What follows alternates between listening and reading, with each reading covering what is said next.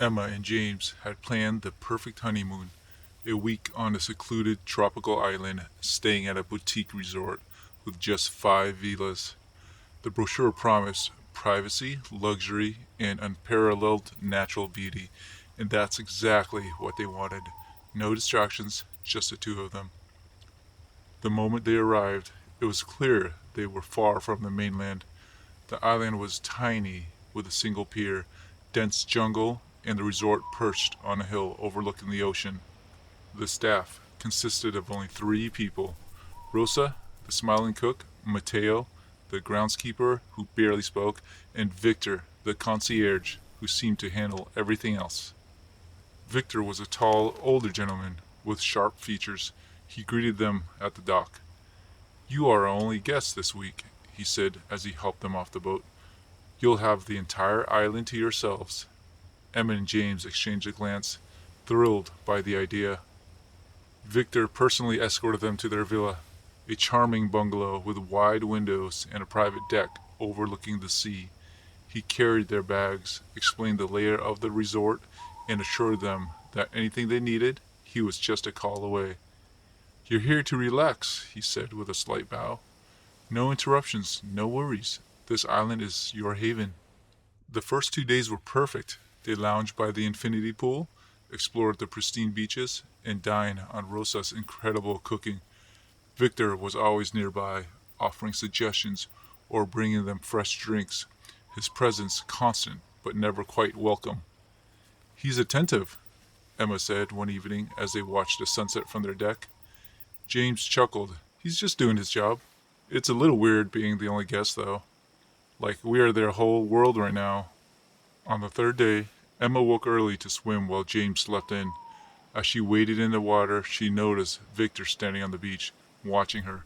His face was expressionless, and when she waved, he didn't respond. He simply turned and walked into the jungle without a word. That night, as they finished dinner, Victor appeared at their table.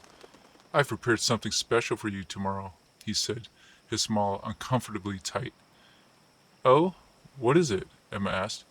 "A private picnic," he said, "on the far side of the island, a secluded spot where you'll feel truly alone." The way he said it made Emma uneasy, but James enthusiastically agreed. The next morning, Victor led them through the jungle to a picturesque cove. The beach was stunning: white sand, turquoise water, and not a soul in sight. A picnic spread was already set under the palm tree, complete with wine and fresh seafood.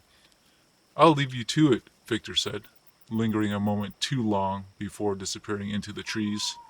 At first, the couple enjoyed themselves, but Emma couldn't shake the feeling that they were being watched.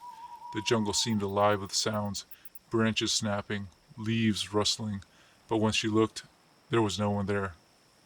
That evening, back at the villa, Emma noticed her journal on the nightstand was open to a page she hadn't written yet. The entry described the picnic in eerie detail: what they'd eaten, what they said, even the unease she'd felt in the jungle. "James," she said, holding up the journal, "I didn't write this." James frowned. "Maybe you did it half asleep? I mean, who else would?" Emma's hands shook. "I know I didn't." That night, she woke up certain she'd heard footsteps outside the villa.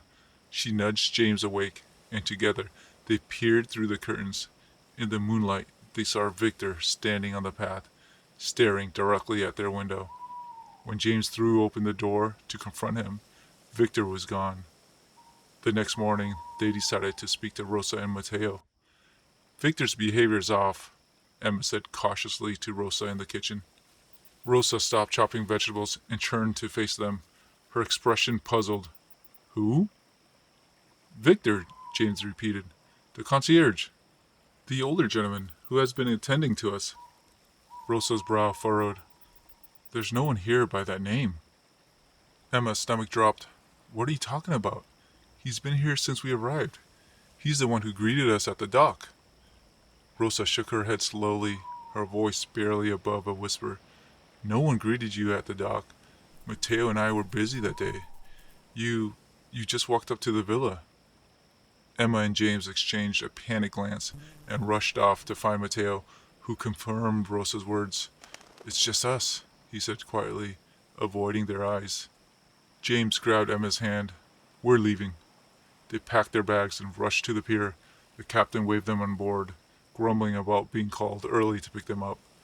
As the boat pulled away from the island, Emma felt a wave of relief wash over her, but when she turned back to look back at the shore, her breath caught in her throat. Victor stood at the edge of the pier, his pale face stark against the rising sun. He was smiling, but it wasn't a friendly smile. It was knowing. He raised a hand in slow, deliberate wave. Emma clutched James' arm, her voice trembling. Do you see him? James nodded. Victor smiled wide and unnaturally. His eyes locked on them until the jungle seemed to swallow him whole. The island faded into the distance, but the feeling of being watched stayed with them long after they reached the mainland.